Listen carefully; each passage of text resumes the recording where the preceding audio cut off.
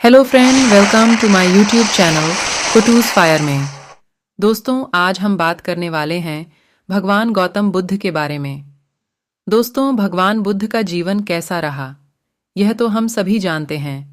पर क्या कभी यह सोचने की कोशिश की है कि उनके जाने के बाद उनके पिता और उनकी पत्नी का जीवन कैसा रहा? अगर नहीं तो आइए जानते हैं विकास दिव्य कीर्ति सर के साथ। कभी कभी होती है, मैं बुद्ध की मजबूरी सोच के परेशान होता हूँ कई बार, और फिर मैं सोचता हूँ कि काश ये यशोधरा जैसा व्यक्तित्व सबका होता।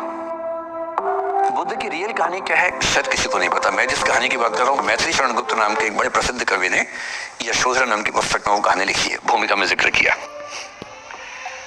बुद्ध बचपन से ही थोड़े से वैरागी किस्म के व्यक्ति थे। उनकी कुंडली देखिए, एक ज्योतिषी ने बताया भी था। माता पिता बहुत परेशान थे। शुद्धोधन उनके पिता का नाम था।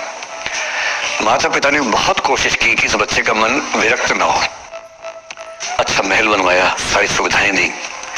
जैसे ही बुद्ध थोड़े से किशोरावस्था में आए, उस समय की दुनिया की सबसे खूबसूरत महिला से, लड़की से, यशोधरा से उसकी शादी करवा दी। यशोधरा के पिता ने काफी एग्जाम लिए बुद्ध जी के, वो सारे एग्जाम में पास हुए, तब जाकर शादी हुई। ऐसे नहीं हुई, शादी हुई। तो बुद्ध में ठीक था, रमे रहे उस जीवन में। बेटा हुआ उनका राहुल। अब बुद्ध की विरक्ति का भाव बढ़ता जा रहा था। 29 साल की उम्र के आसपास ऐसा हुआ कि उन्होंने एक मृत व्यक्ति को देख लिया, एक बूढ़े को देखा, एक भिखारी को देखा, एक बीमार को देखा। विरक्त हो गए और उनका मन हुआ घर छोड़ दूं, ज्ञान की खोज में चला जाऊं। अब ज्ञान की खोज में जाए, उनको पता है कि भाई मेरी पत्नी भी है, मेरा बेटा भी है, राज्य भी है, कैसे छोड़ दूं? छोड़ना जरूरी है। अंदर की आवाज है कि छोड़ो, तुम इस चीज के नहीं बने हो, तुम्हारा स्वधर्म कुछ और है। बाहर की जिम्मेदारी है कि छोड़ नहीं सकते। मैं अनुमान करता हूं कि बुद्ध ने शायद अपने पिताजी से कहा हो कभी कि पिताजी मैं बहुत परेशान हूं, छोड़ना चाहता हूं। तो पिता ने समझा बुझा के मना किया होगा कि बेटा शोभा नहीं देता, ऐसा मत करो। हो सकता है पत्नी से ही बात की हो। पत्नी ने भी कहा हो कि ये क्या बात हुई, हम सबका जीवन तुम पे टिका है, बच्चा अभी बिस्तर से भी नहीं उतरा है, अभी तो चलना भी नहीं शुरू किया है, तुम ऐसी बात कर रहे हो। इसका जिक्र नहीं मिलता इतिहास में कि ये बात हुई कि नहीं हुई।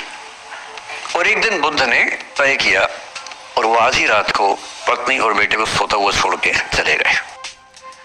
इसको बौद्ध परंपरा में महाभिनिष्क्रमण कहते हैं, बुद्ध का अपने घर से निकल जाना। अब बुद्ध चले गए, लेकिन मैथिली शरण गुप्त यशोधरा के पर्सपेक्टिव से बुद्ध को देख रहे हैं। यशोधरा बहुत परेशान है, भाई पति चला गया है, बच्चे का पिता चला गया, मजाक छोड़ना है। राजा परेशान है कि उनका उत्तराधिकारी चला गया है। यशोधरा इतनी परेशान है, बहुत लंबे समय तक छंद आते रहते हैं कि वो कितनी बेचैन है, कितनी परेशान है। लेकिन यशोधरा की सबसे बड़ी परेशानी इस बात से नहीं कि बुद्ध चले गए, इस बात से है कि बिना बताए चले गए, भरोसा नहीं किया। और वो अपनी सहेली से कहती है, सिद्धि हेतु स्वामी गए, यह गौरव की बात। मुझे गर्व है कि मेरा पति इतने महान काम के लिए गया है। सिद्धि हेतु स्वामी गए, यह गौरव की बात, पर चोरी चोरी गए, यही बड़ा व्याघात।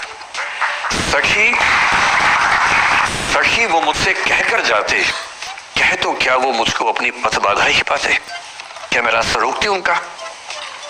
उसके मन में ये मलाल है कि बिना बताए चले गए।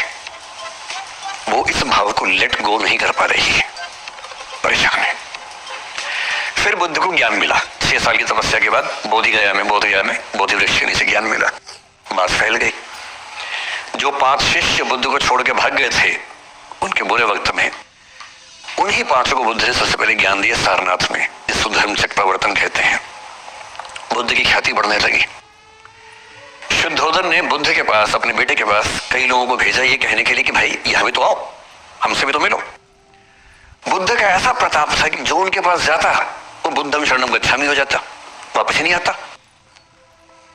तो फिर शुद्धोधन ने बुद्ध के बचपन के दोस्त को ये कह के भेजा, भैया मैं जानता हूं तुम वापस नहीं आओगे, पर प्रभावित होने से पहले बोल देना कि पापा याद कर रहे थे। तो वो गया, उससे वायदा निभाया, हो तो गया, बुद्ध के संग में दीक्षित हो गया, पर वायदा निभा दिया। तो बुद्ध ने कहा जरूर जाऊंगा, पिताजी की आज्ञा तो जाऊंगा ही जाऊंगा। बुद्ध पहुंचे अपने कपिल वस्तु, जो अपना इलाका था, वहां पहुंचे। पूरे कपिल वस्तु में, नेपाल सिद्धार्थ नगर से नेपाल जाएंगे तो नेपाल बॉर्डर पे कपिल वस्तु है। मैं देखने गया था वो जगह जहां बुद्ध पैदा हुए थे, बड़ा सुंदर स्थान है, आप भी जाकर देखेंगे अभी। तो बुद्ध पहुंचे रात को, एक धर्मशाला में रुके। अब वहां हल्ला मच गया कि राजा का बेटा धर्मशाला में। बुद्ध ने कहा भाई मैं देखो राजा का बेटा बनकर नहीं आया हूं, मैं बुद्ध बन के आया हूं। सुबह उठ के भिक्षा मांगने लग गए उस इलाके में, अपने ही पिता के राज्य में। पिता ने सिर पीट लिया कि भाई क्या कर रहा है।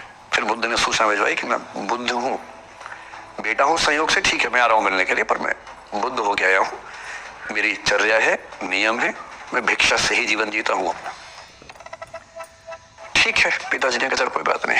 फिर बुद्ध गए पिता से मिलने, पिता से मिले, सबसे मिले, भारी सभा में। लेकिन यशोधरा नहीं आई मिलने के लिए, लेट गो नहीं कर पा रहे थे। उसके मन में दर्द था, छुप के क्यों गया, बता के जाता।